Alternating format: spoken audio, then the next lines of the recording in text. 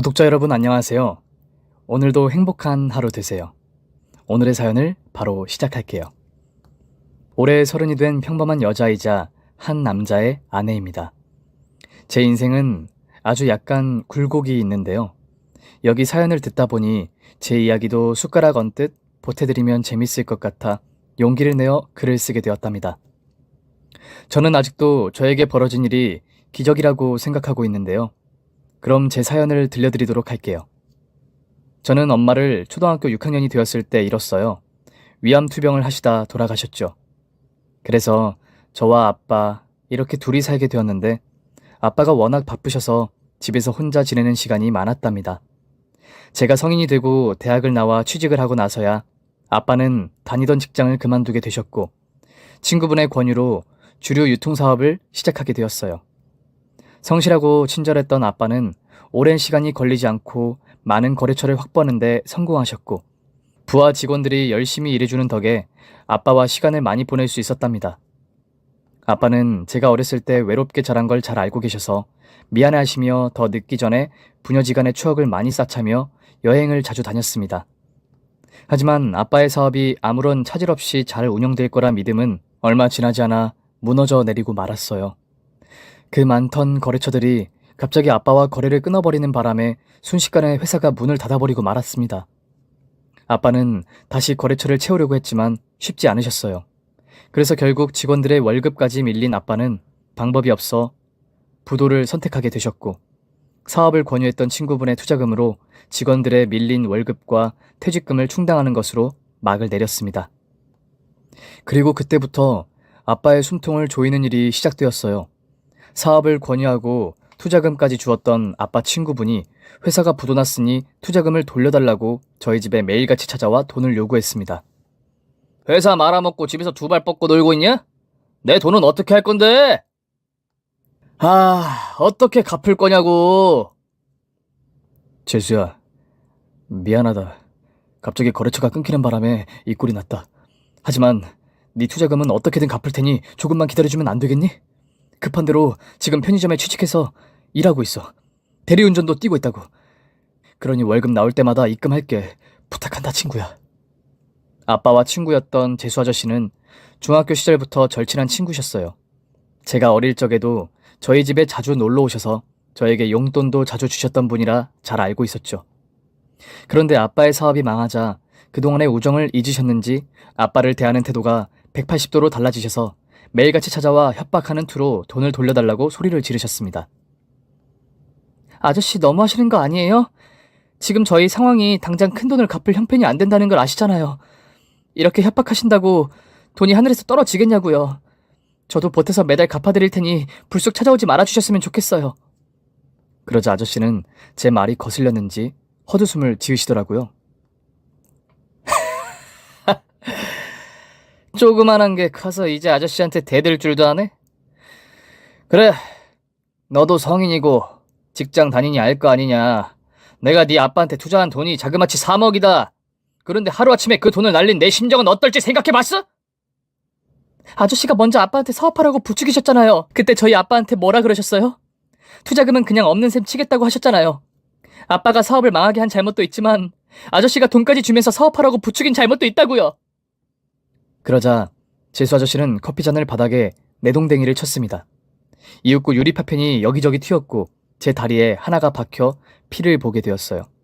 아저씨는 난감했는지 매달 똑바로 입금하라고 소리치고 나가버리셨습니다. 유선아, 괜찮니? 많이 다친 거야? 아빠 때문에 너까지 이런 꼴을 당하게 해서 면목이 없다.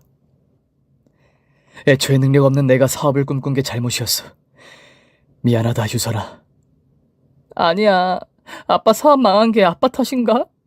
거래처 사장들이 약속을 안 지켜서 그렇게 된 거지. 나도 돈 버니까 같이 갚아나가면 금방 끝낼 수 있을 거야. 그런데 재수 아저씨 너무 많이 변했어. 아무리 돈을 잃어도 그렇지 절친한 친구인 아빠한테 도끼 눈을 뜨고 노려보면서 협박하는데 정말 무섭더라. 이제라도 본 모습을 알았으니 그 아저씨한테 빚 다 갚으면 바로 인연 끊어야 해. 알겠지? 제 말에 아빠는 알겠다고 대답했지만 재수 아저씨를 감싸셨어요. 당신의 잘못 때문에 친구가 변하게 된 거라며 가슴 한켠이 많이 아프다고 하셨습니다. 그렇게 한 달 뒤, 편의점에서 월급을 받은 아빠는 제가 건넨 100만 원과 함께 재수 아저씨한테 입금하셨어요. 그런데 아저씨는 한 달에 200만 원씩 받아서 언제 투자금을 회수하겠냐며 불만 섞인 문자를 보내셨고, 변호사를 찾아가 이자를 얼마나 받을 수 있는지 알아보겠다고 하셨습니다. 그리고 얼마 뒤, 원금 3억과 이자를 10%만 받겠다며 선심 쓰듯이 아빠한테 문자를 보내셨네요. 조금 억울하긴 하지만 어쩔 수 없이 3억 3천을 갚기로 했죠. 그런데 재수 아저씨는 꼭 일주일에 한 번은 저희 집에 찾아왔어요. 당연히 돈 이야기 때문이었죠. 야, 김영덕. 아무리 생각해도 이런 식으로 돈을 받다간 나 늙어 죽을 때가 돼서야 투자금을 회수하겠어. 그러지 말고 어디 대출이라도 알아봐서 나한테 먼저 갚는 게 어때? 재수야, 너도 알다시피 내가 사업한다고 은행에서 대출을 많이 받았잖아. 아직 그것도 해결되지 않았는데 추가로 대출이 되겠어? 그러지 말고 매달 조금씩 갚는 거로 하자. 부탁한다, 친구야. 그러자 아저씨는 주먹으로 식탁을 내리치며 말했어요. 친구? 누가 친구야? 내 돈 훔쳐간 도둑놈이 어떻게 친구냐고. 사채를 써서라도 원금의 반이라도 갚아, 알겠어? 막무가내였던 아저씨는 또 그렇게 잔인하고 잔혹한 채권자의 모습으로 돌아갔습니다. 하지만 저와 아빠는 더 이상 빚을 내는 건 아니라고 생각했고, 재수 아저씨가 추태를 부리더라도 지금처럼 매달 조금씩 갚아가는 방향으로 결정했어요. 그렇게 약 1년 동안 재수 아저씨한테 시달리며 저희 부녀는 힘들게 지냈습니다. 지금 제 이야기를 듣는 분들 중에서 빚쟁이들이 집에 쳐들어오는 걸 겪었던 분들은 제 마음을 이해하실 거예요. 밥을 먹어도 잠을 자도 계속 불안에 떨어야 했고, 앞날이 막막해 매 순간 한숨만 나왔습니다. 그렇게 저와 아빠는 심신이 많이 지치게 되었고, 매일 돈 때문에 걱정하는 게 너무 힘들었어요.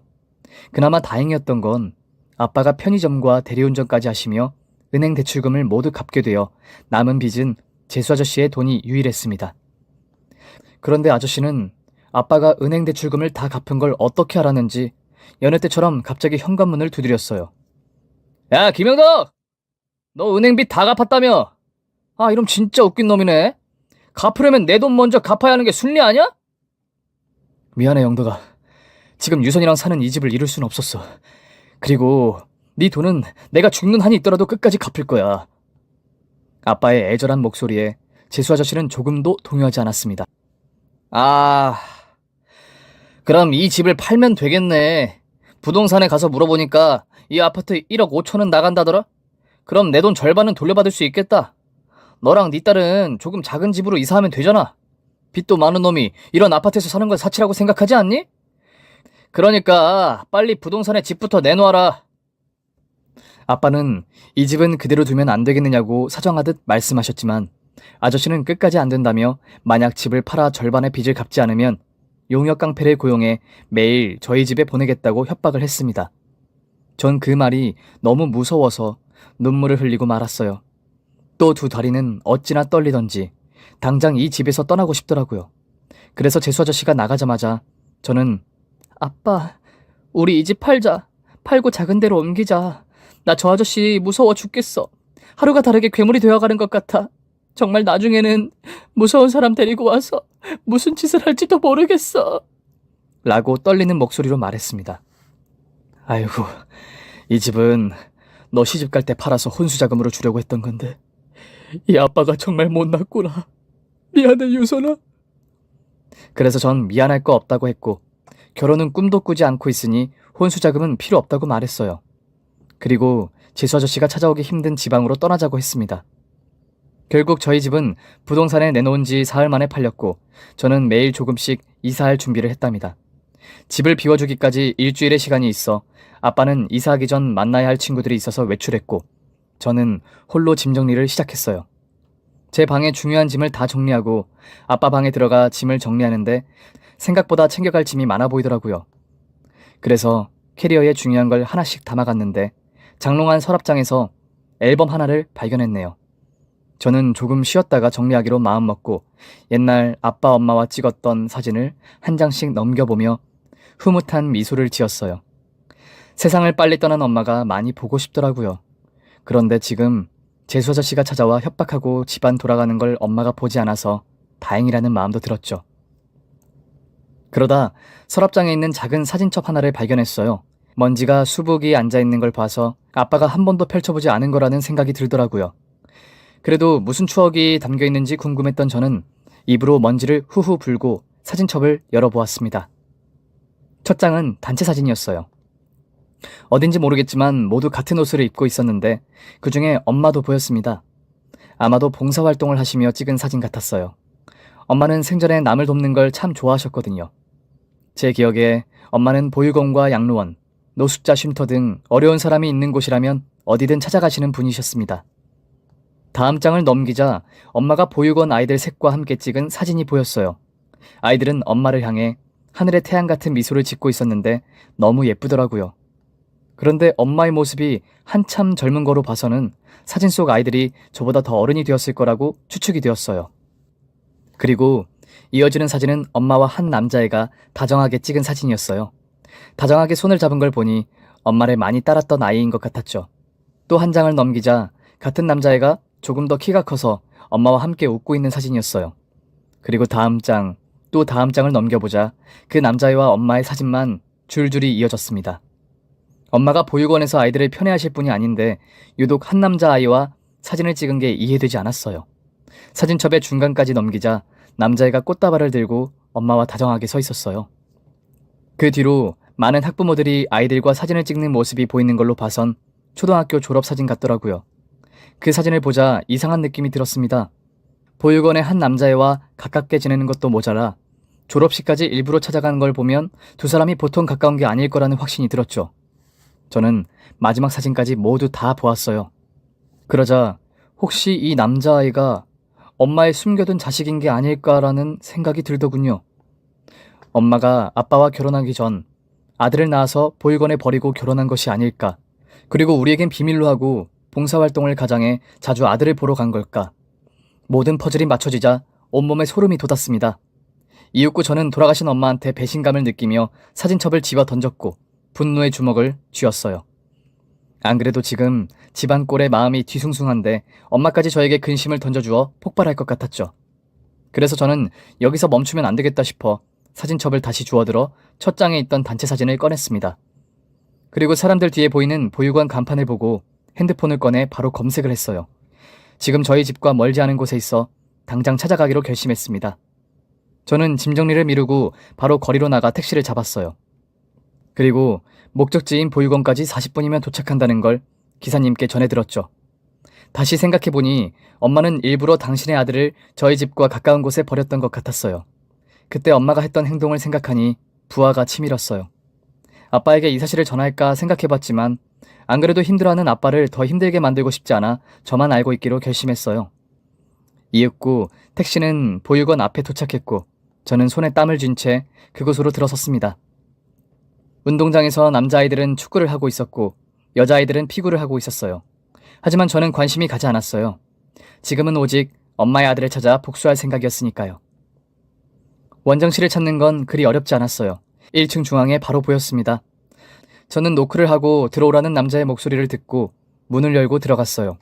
그곳엔 머리가 백발인 노인이 있었습니다. 어떻게 오셨어요?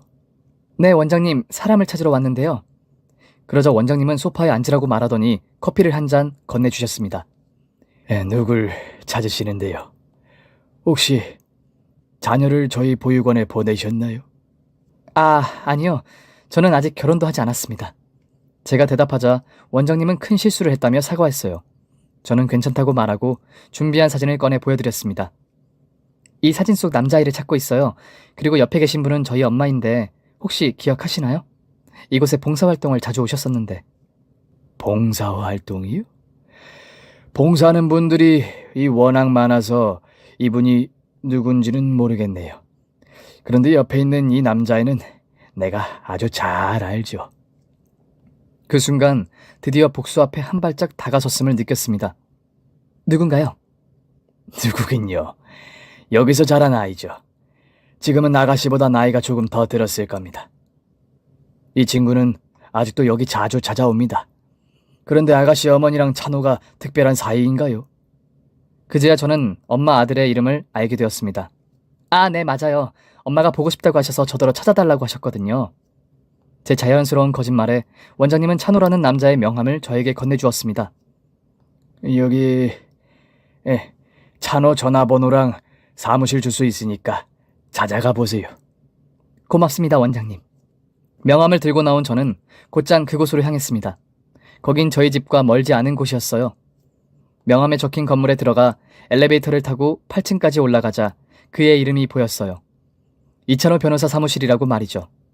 이윽고 유리문을 열고 들어가자 직원으로 보이는 여자가 말을 걸었습니다. 예약하셨나요? 네. 아니요, 저는 이찬호 씨를 찾으러 왔습니다. 저희 엄마가 그분을 애타게 찾고 계시거든요. 안에 들어가 봐도 될까요? 그러자 여직원은 전화기를 들어 이찬호 변호사에게 손님이 왔다고 알렸고 여직원은 저에게 들어가도 좋다고 말했습니다. 그렇게 엄마의 숨겨진 아들과 마주하는 순간이 다가왔어요. 저는 그를 보자 느낄 수 있었어요. 돌아가신 엄마와 많이 닮았다는 걸 말이죠. 누가 봐도 엄마의 아들이 분명해 보였습니다. 저를 찾으시는 분이 있다고요? 일단 앉으시죠. 의자에 앉은 저는 그를 뚫어지게 쳐다봤습니다. 그리고 말문을 열었죠. 이경숙 씨 아시죠? 네? 이경숙 씨요? 설마 아가씨가 이경숙 씨 딸이세요? 그럼 저를 찾고 있다는 게 그분이세요? 그는 흥분하고 들뜬 목소리로 말했고 이내 기쁜 표정을 지었습니다. 네, 제가 그분 딸입니다. 그리고 엄마를 만나게 해드리기 전에 확인하고 싶은 게 있어요. 그럼요, 뭐든지 물어보세요. 빨리 어머니를 만나 뵙고 싶네요. 연락 끊긴 지가 15년 정도 된 것 같습니다. 그가 어머니라고 뻔뻔스럽게 말하자 화가 올라왔어요. 어머니요? 그럼 정말 당신이 내 엄마의 아들이었단 거예요? 제 물음에 그는 알 수 없는 미소를 지었습니다. 아, 그게 정녕 당신이 엄마가 숨겨둔 자식이란 말이냐고요? 저는 흥분해서 자리에서 일어났고 엄마의 아들은 다급하게 손을 내저으며 아니라고 대답했습니다. 아니. 그게 아니고요. 제 말 좀 들어보세요. 그러니까 그가 운을 떼었고 저는 들을 준비를 했습니다. 그리고 그의 입에서 나오는 말은 충격적이었습니다. 따님이 오해를 단단히 하신 것 같네요. 저는 고아예요. 부모 얼굴도 모르고 보육원으로 보내졌답니다. 그 이경숙 씨, 그러니까 제가 어머니라고 부른 그분은 제가 5살 때 처음 만난 봉사 지원자셨어요. 저는 그분의 아들이 되고 싶어 매일 엄마 하며 쫓아다녔죠. 저에게 그렇게 따뜻하게 대해준 사람이 어머니밖에 없었으니까요. 하지만 어머니는 저를 아들로 입양해 주시지 않았고 저는 한 살 나이를 먹어도 끝까지 어머니의 아들이 되려고 무던히 애를 썼습니다. 제발 나를 키워달라고, 착하게 지내고 밥도 적게 먹겠다며 울고 불고 빌었던 날도 참 많았죠. 나중에 제가 중학교에 올라가자 어머니가 그러셨어요. 당신은 저를 입양해서 키울 형편이 되지 않는다고 말이죠. 딸을 키우기도 벅찬데 저까지 키울 수 없다고 미안해 하셨어요. 하지만 어머니는 제가 공부를 잘하는 걸 알고 매달 10만 원씩 장학금을 보내주셨습니다. 전 그 돈으로 문제집을 사서 보고 또 보며 정말 열심히 공부했고요. 감사한 마음에 나중에 어른이 되어 성공하면 어머니를 진짜 내 어머니를 모셔야겠다는 결심까지 했죠. 그런데 제가 중학교 2학년에 올라가자 어찌된 영문인지 어머니는 보육원의 발길을 끊으셨어요.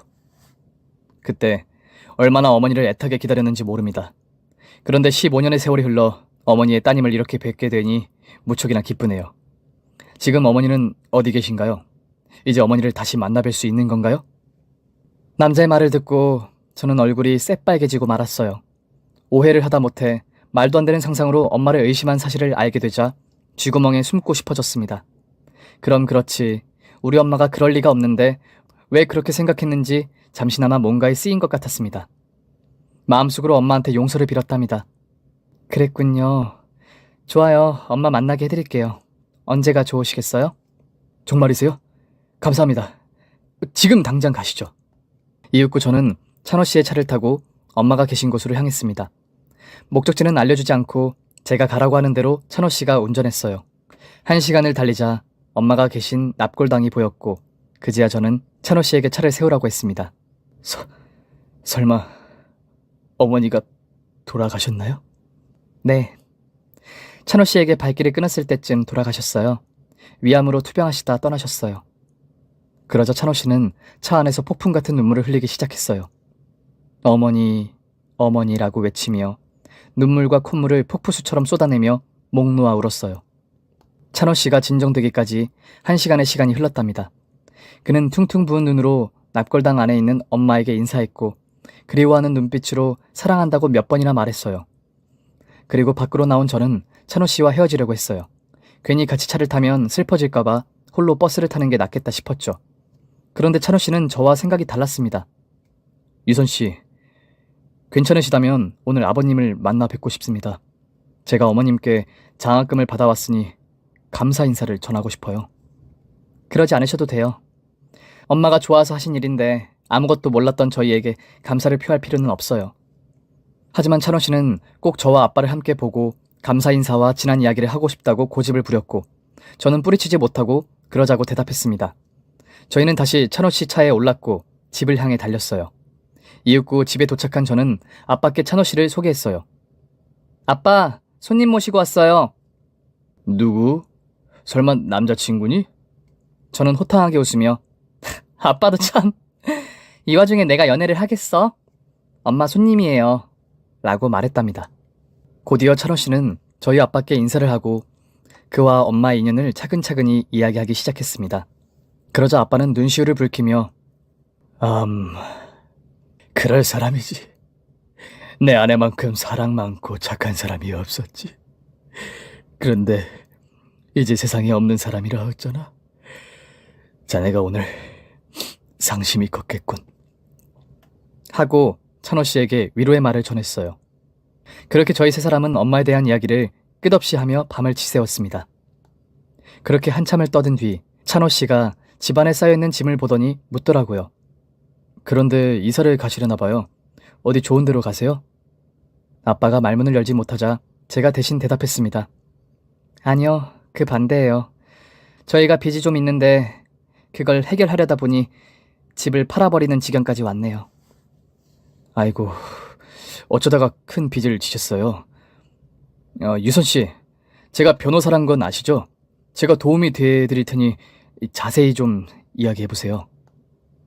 그래서 저는 재수 아저씨에 대해 하나도 빠짐없이 찬호 씨에게 고자질하듯 일러 바쳤습니다. 그 아저씨를 생각하면 피가 거꾸로 솟기도 해서 목소리가 저도 모르게 크게 울렸네요. 한편 찬호 씨는 수첩에 제 이야기를 일일이 다 기록했습니다. 그리고 말하더군요.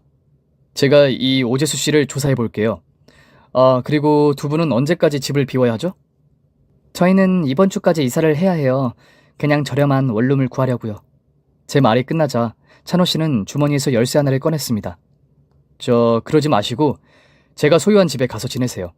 저는 어머니의 장학금 덕분에 꽤 성공했어요. 그래서 집도 2채나 있는 거죠. 그 집을 내어드릴 테니 거기서 지내시도록 해요. 아주 좋은 집은 아니지만 원룸보다는 나을 겁니다. 이에 아빠는 두 손을 저으며 괜찮다고 거절하셨어요. 저 또한 그건 아닌 것 같으니 도로 열쇠를 넣으라고 말했죠. 그런데 찬호 씨가 제 어머니께 드리는 선물입니다.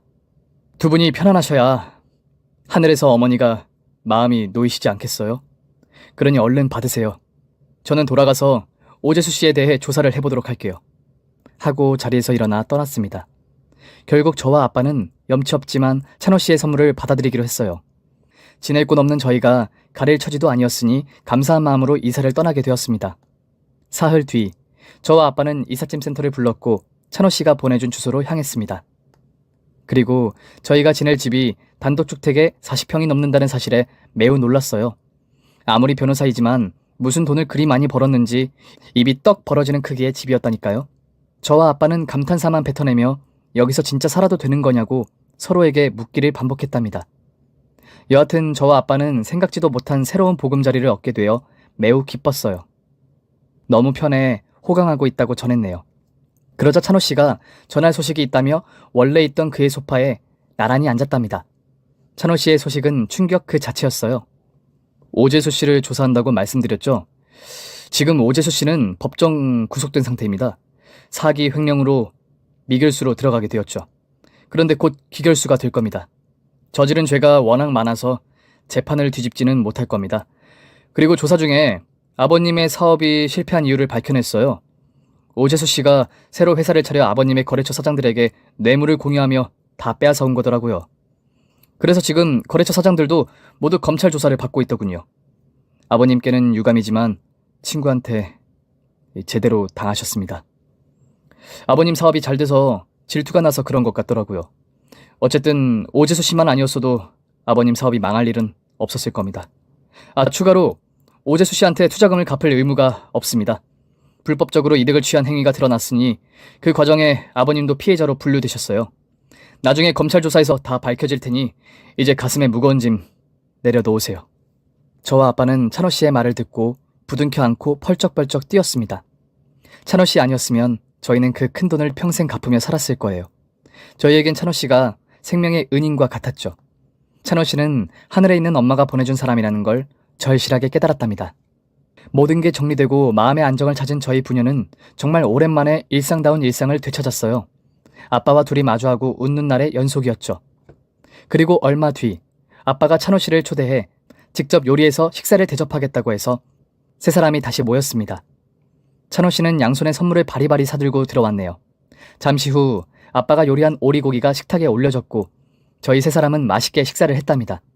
그리고 식사가 끝나자 찬호 씨가 할 말이 또 있다고 하더군요. 저와 아빠는 이번엔 무슨 소식인지 귀를 기울였답니다.